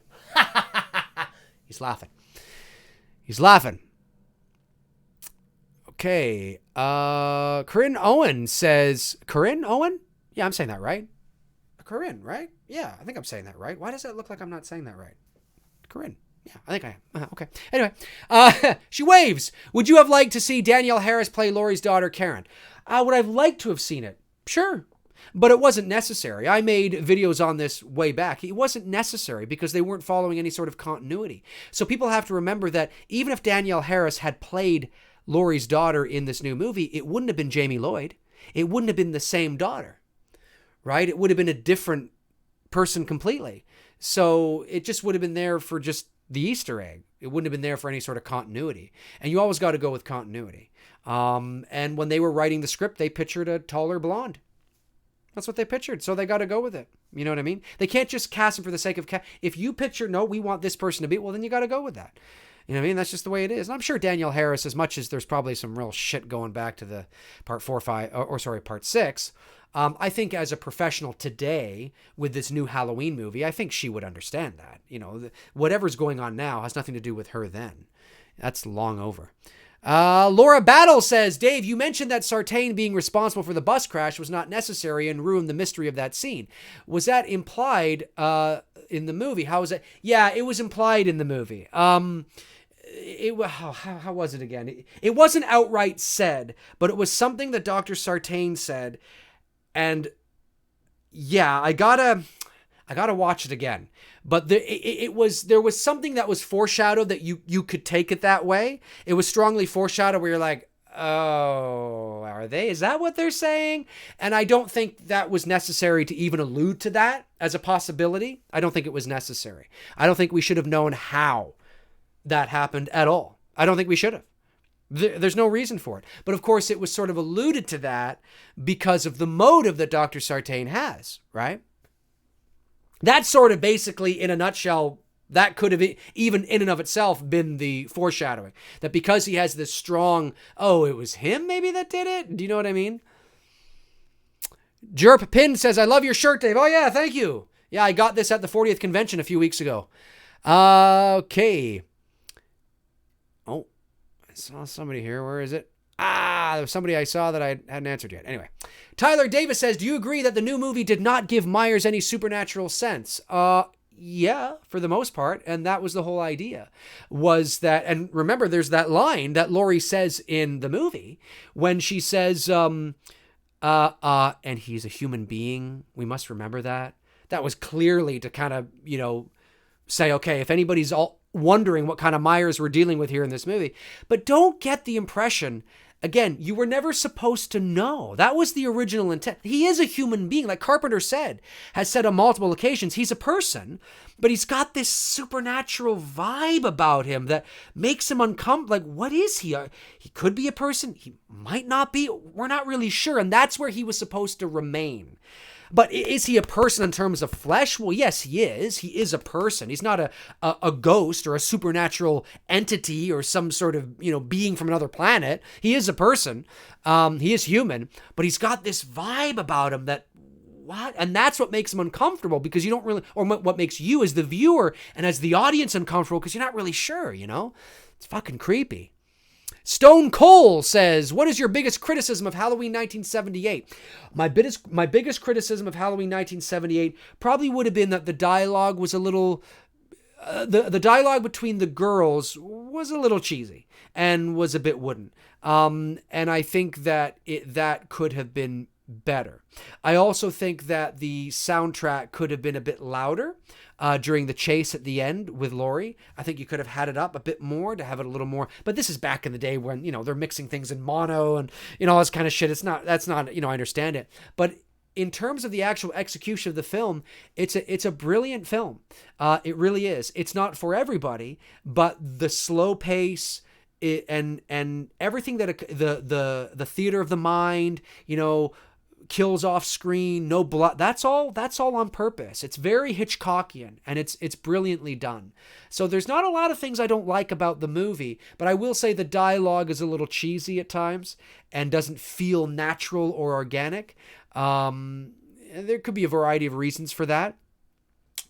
Some of the editing, I think they could have polished up on. The editing now is fine, because on the subsequent Blu-ray releases, they seem to have polished some of those things that if you watch a VHS version of the movie from the 90s, there's quite a few. Like, there's a scene, I don't know if any of you guys remember this, but there's a scene in the original Halloween where it's when we first see Dr. Wynn and Loomis leaving the hospital.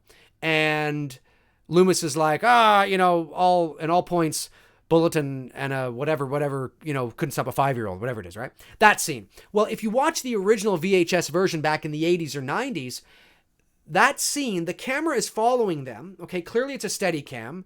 The operator is walking backwards. They're walking towards the camera, and then it cuts, and all of a sudden it's like at a bush, and it moves up, and we're following them again towards the car. Does anybody remember that? I don't know if anybody remembers that, but I remember that. And I remember as like a teenager thinking, whoa, that's like a fucking massive jump cut that was kind of weird. I don't know if anybody remembers that, because it's not in the movie anymore. But I remember it. I remember when you'd watch that scene, there would be this awkward cut all of a sudden. And it clearly was splicing in the editing room back in the day when they physically cut film. They don't cut film anymore because most things are digital now. And even if they shoot it on film, it's transferred digitally anyway. So, but I don't know if anybody remembers that. But back in the day, it was like they made a mistake and they had to splice some things together or whatever. I don't know if anybody remembers that. But anyway, it was kind of cool. Oh, Jerp Pin says, yes, I remember. Jeff Box says, yes, I remember too. Cool. I'm glad I'm not the only one, because it was very strange. Well, since that, right, they've polished all those things up. So, yeah. Okay, let's see. You, Raljama Ludilla. Okay, hopefully I'm saying that right, or at least I'm in the ballpark. How patients end up outside Smith's Grove in the middle of the night on the rain in Halloween 1978. I don't think you're supposed to know. I think it's just, that's part of the mystery, right? We live in a day and age now where it's like, we need to know everything. Well, how did that happen? Yeah, but I don't get it. You're not supposed to know. It's a mystery. Oh, but how did that happen? You're not supposed to know. It's a mystery. Fill in the blanks yourself, right? It's like, maybe Michael made them escape. Maybe he killed a few people inside the sanitarium, and he opened the door and they all went outside. I don't know. It's creepy, and you're supposed to revel and sit in that mystery. And that's what drives forward that feeling you get when you watch the movie. So I don't know, but I love it. It's creepy. Only Human 96 says, hey Dave, you, Lee from Drum Dums, Cody Leach, and Mike and Jay from We Watched a Movie should collaborate on a Halloween fan film together. Yeah, you never know. We live in different parts of the of the world, but, well, not the world. I mean, I'm only in Toronto and they're down in the States, but you never know. That's something we might do. Universe 7 Gaming says, hey, Dave, would you prefer some sequel to the original series, or would you prefer a complete reboot this time with a passionate director who loves the series and will stay true to the essence of Myers? Would you prefer some sequel to the original series, or would you prefer a complete reboot? I see what you're saying. Well, I think you're going to confuse everybody if you just reboot it right now.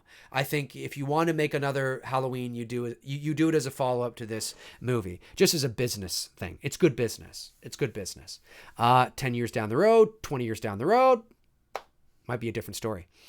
Brandon Orlowski says, do the extra scenes from the first 2 Halloween movies add anything of substance to the mythos of the original intent of Michael Myers, 1978 and 2007? And 2018. Do the extra scenes from the first 2 Halloween movies? What do you mean by that, Brandon? Do the extra scenes? Comment again and let me know what exactly you're referring to. The Body Snatcher Boxing MMA Fitness says, that's quite a name, says Michael getting old. He is. Defy says, do you have any plans to read the novelization? It takes what the movie creates and builds on. Of course it does. No, I don't. Because I hate when, I don't like when somebody says to me, oh, I'm not saying you're saying this. I just mean in general. But it explains all that in the book. Well, I don't want it to. It should explain in the fucking movie. I shouldn't have to read a comic or read a book for anything to make fucking sense. That's not the way it used to be. It's lazy. I understand that in a book you can add more. Well, of course you can. But I shouldn't have to do that. It's like the Star Wars shit. To me, Star Wars are the movies. That's it. That's how I have. It's movies. If it's not in the movie, I don't want to. Well, why? That's kind of strange. Oh, but if you read the book, there's 38 pages that explains why Rey. I don't want. What is that? Why? I don't want to have to do that. It's unnecessary. So no. I know that but in the novelization, it explains that Vicky was actually but see, it gives you more context. Yeah, but I can't see it. I want to see it. It's a movie. I want to see it. That's the movie. That's the canon. Halloween has always been about movies anyway. I know there's other novelizations of the movies. I'm just saying, it's a movie. It's primarily a movie. It's a movie. We should get it in the movie. So no, probably not. Okay.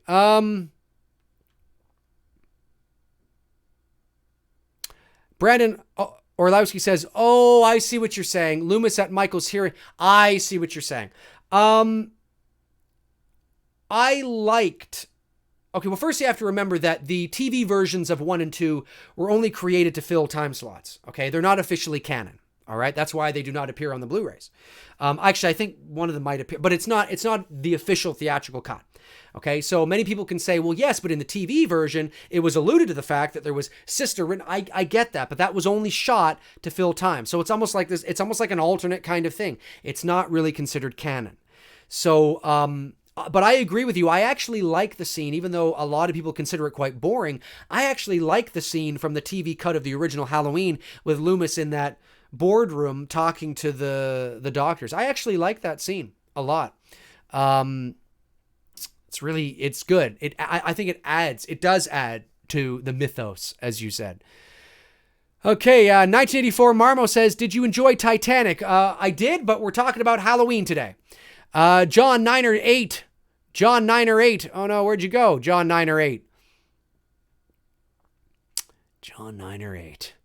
God damn it. There he is. John 9 or 8 says, 1978 Halloween, he's been locked up since a kid. How can he drive a car? We don't know. Maybe someone around here was giving him lessons. Movie Chat and More says, Dave, do you have a fave line from 2018? Favorite line? Well, I like, you don't believe in the boogeyman? Nope, you should. That's kind of cool, I hated Happy Halloween, Michael. I didn't like it. Well, I think again, it's not the line I didn't like. It's Laurie coming out of the darkness. I don't like it. It was just too cheesy. It was too self-aware. It was too cheesy. And I didn't like it. I would have preferred, and I didn't like seeing in the trailer that they actually had her, well, she didn't actually say it. It was dubbed over in the trailer at the moment where she's got the gun to her face. As much as I would not have liked it there either, I would have chosen that better. It would have played more like a Roy Scheider "smile, you son of a bitch" line at the end of Jaws. So I think it's just the way it was done. The way all of a sudden it was like, and she's there, and it's like it was almost like digitally done or something. It was just strange, and I didn't really like it. So yeah, I thought it was a cringeworthy moment, to be honest with you. And I saw it a second time while I was in Hollywood, and I didn't like it then either. Okay, Anthony Ladon says, in the new movie, Laurie mentions that Michael killed 5 people back in 1978, beside Annie, Linda, Bob, and the guy at the gas station. Who was the other person? Can't remember. Well, she didn't say that he killed 5 people in 1978. She said that he killed 5 people, and that 5th person is Judith Myers. Brad Underwood says, AMC used to show an alternate version of Halloween 2. I like it. Yeah. Oh, it's very difficult to find. It's the TV version with some things added in. It's the version at the end too, when you think it's Michael sitting up in the back of the ambulance, but it's actually Jimmy. So yeah. Warren and Tia's Box says, happy you're all enjoying spoiling the crap out of this really funny. Ha ha ha ha. Well, Warren and Tia's Box, that's the whole point of the feed, is we're actually talking about spoilers. If that's the whole point. The movie's out now. Popeye129 says his sister is victim 5. Yeah, that's right. Flight Worlds Vids 18 Flight World Vids 18 says, Dave, do you think Michael kills the kid because he's posed a threat because he had a shotgun? If I could get into Michael's mind. Sure, why not? I don't know. I think he just kills the kid because he killed the kid. Because the kid was there and he needed the truck. So get out of the fucking way, kid.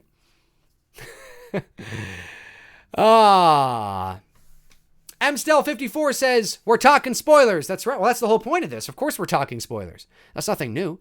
I said that at the beginning. K316 says, hey, Dave, do you think Laurie would find some closure in her life now that she doesn't have to live in fear since Michael's supposed death?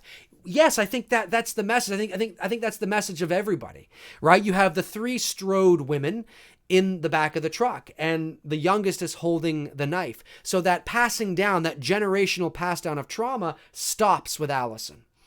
Do you know what I'm saying? That doesn't mean she's not going to be fucked up by this night for a little bit. Might need a bit of therapy, but it stops with her. She's got the strength now. And that's how I don't think you don't need to make another movie. They will because it was a success, but they don't need to make another movie. I mean, why? It's done. It's done. It's done. It's done. Brandon Gregory says, why is James Jude Courtney such a sexual man? Why is James Jude Courtney such a sexual man? I don't know, Brandon. Why do you think he's such a sexual man? You tell us, Brandon. Movie chat and more. Watching a Halloween movie tonight, Dave? I might. It's still early here. It's only 8:38 p.m. Eastern time here, so I might. Stone Cold, Fear Fest was decent this year. Oh, that's cool. Right on. JP, Halloween 2018. Timmy Turner says, I think they need to make another movie. They need to. Mark Seaver says, Dave, do you like how they had Michael rip off the island in the kitchen? Oh, yes. Or do you think it was a little too raw? No, I think that's okay.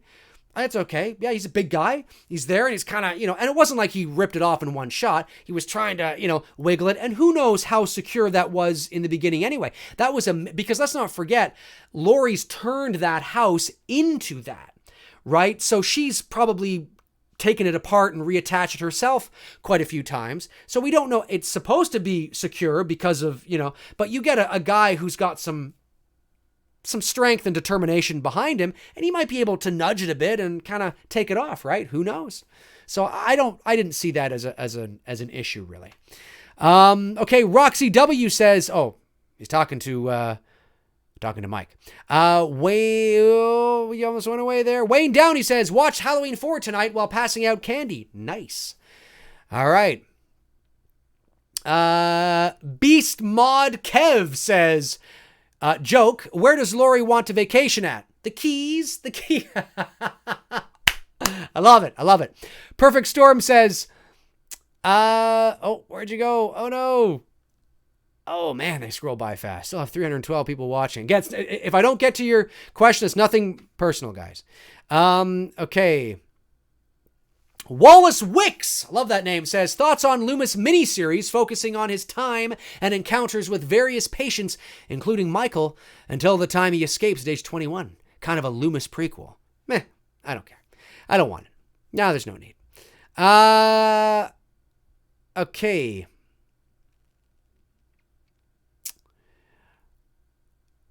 Oh, just scrolling here. Want to make sure.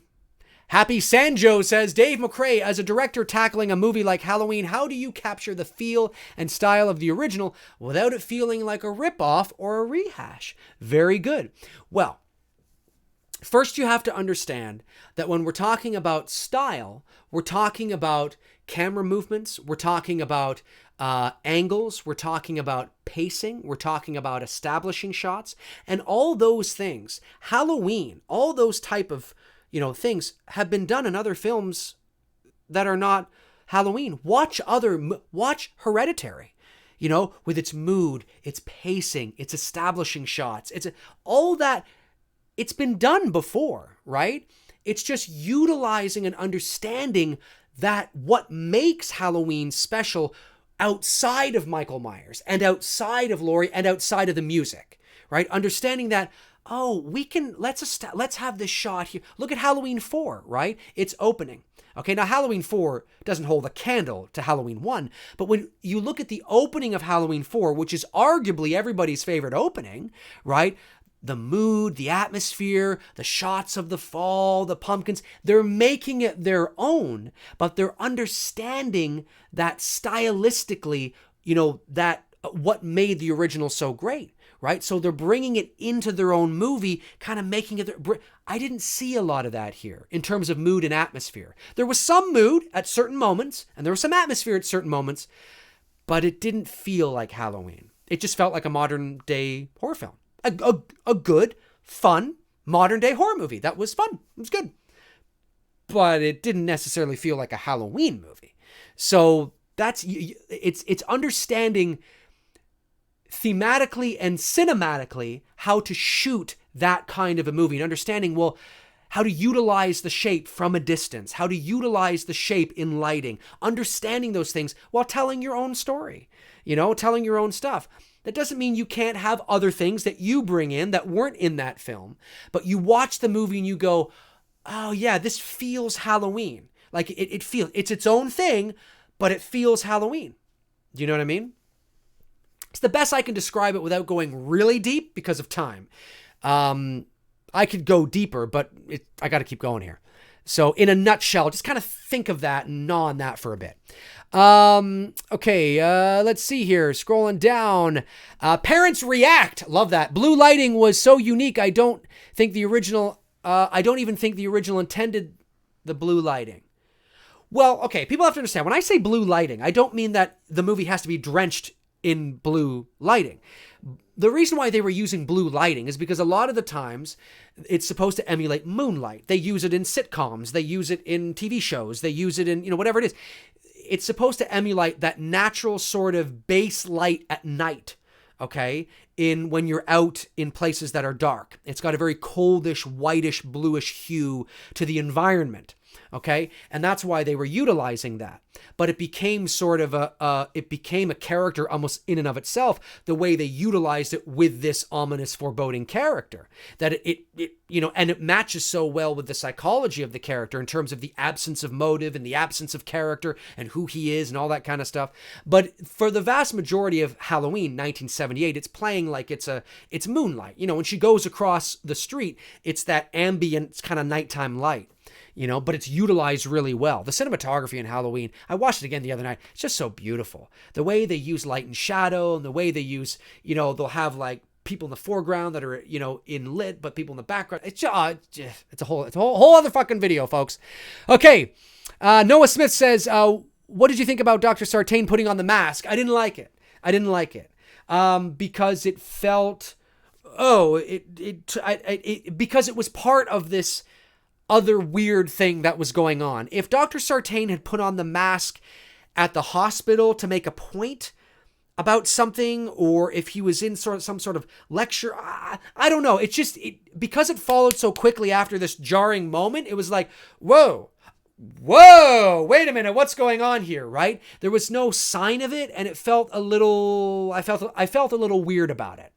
That's how I felt. I think the whole thing's unnecessary. Him killing the cop it's unnecessary. You didn't need to do that.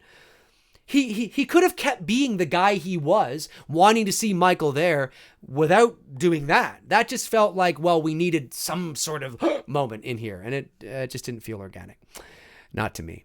Okay. The Film Addict says, Dave, which scene is your favorite from Halloween 3? Also, I'm curious, where do you rank H3 in the Halloween franchise? Halloween 3 has grown on me over the years. It's difficult to rank it because it has nothing to do with Michael Myers, which is why I never include it in the Michael Myers rankings. But I would rank it above a lot. I would probably put, 1, 2, 4. It would probably come in somewhere around 5, 4, 5, somewhere in there for me. For me, it's ahead of H2O. It's ahead of Part 5. It's ahead of The Curse of Michael Myers. Certainly ahead of Resurrection for sure. Okay. Dave, are you getting the 4K Steelbook of the new movie? I don't know. Maybe. Chillin' at Home says, how the hell does he get out of that burning basement? I hope they don't put another Halloween, pull another Halloween for where there's a mine shaft or something. Well, if you watch Karen Strode's flashback, it is alluded to that there is a way to get out of there.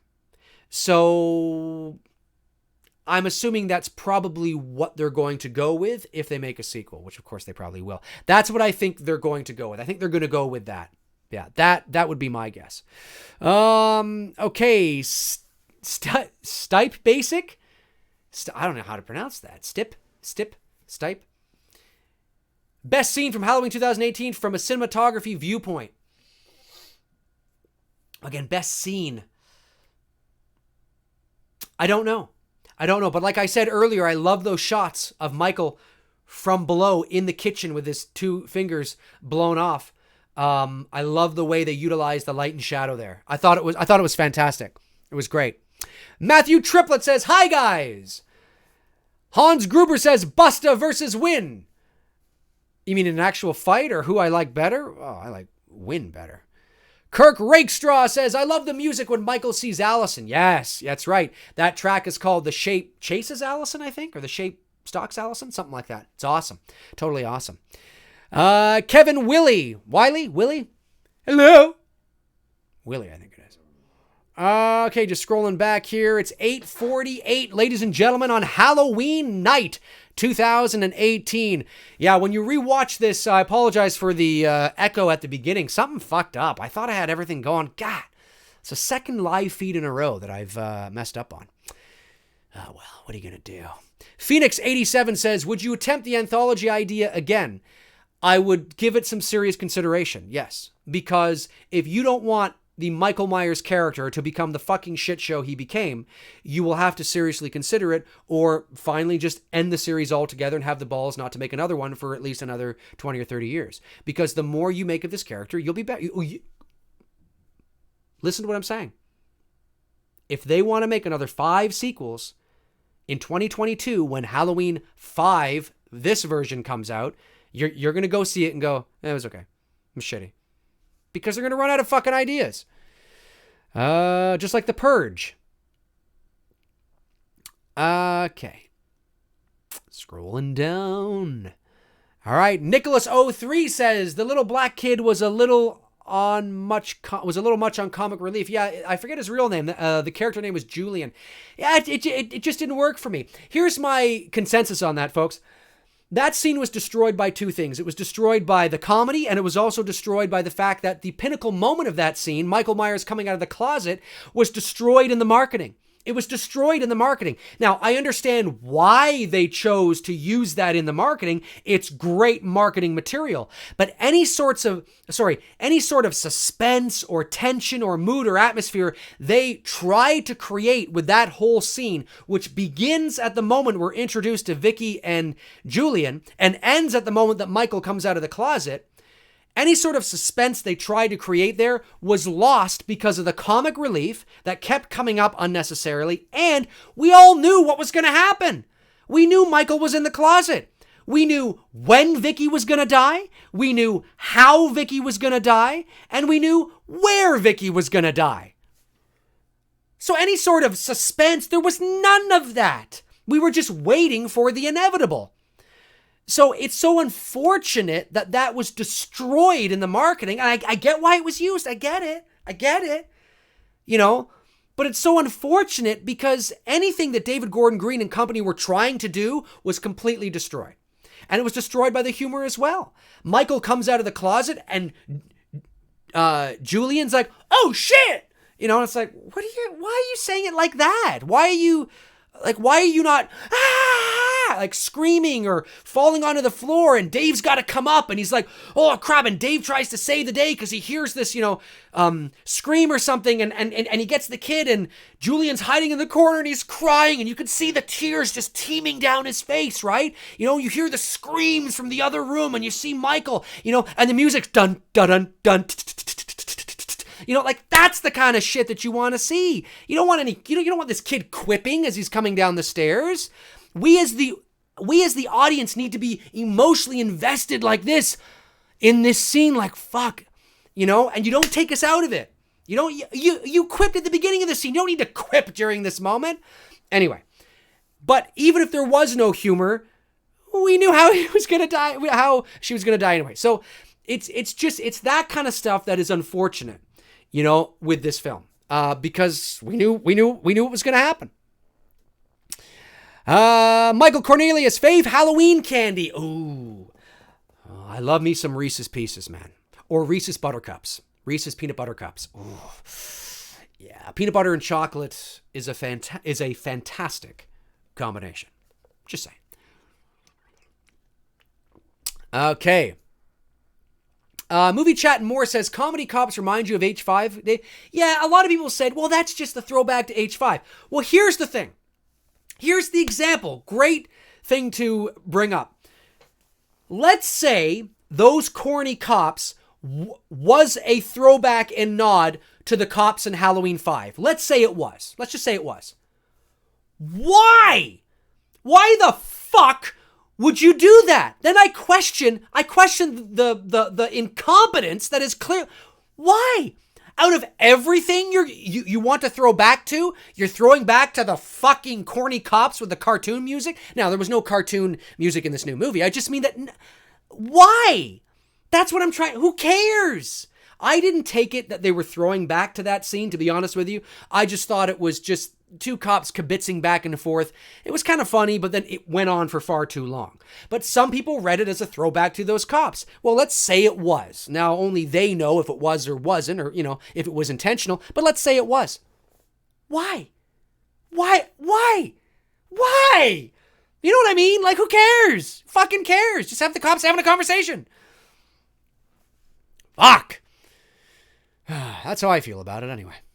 Okay, Brett Kober says, Loomis right about now was beginning the night he came home. Excuse me. Oh, right about now.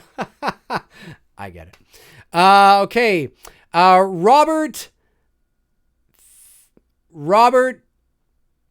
Pithoff 1. I think I'm saying that right. Would you be in favor of just filming the sequel in a real Midwestern town filmed in October? Yeah, I'd be totally down for that. That'd be great. You could film it up here in Ontario, Canada. I live in Toronto. Okay, we have 4 seasons. Right now, you have that Midwestern American vibe here. Absolutely, 100%. The leaves are all red and orange. The wind blows during the day. Leaves blowing across the street. Yeah, and you go to a small town here? Yep. 100%. No problem. Okay, Nicholas03 says, the high school dialogue was so damn cringeworthy. You mean from the old movie? Yeah, Annie Roke says, do you ever plan on making another fan film? Maybe.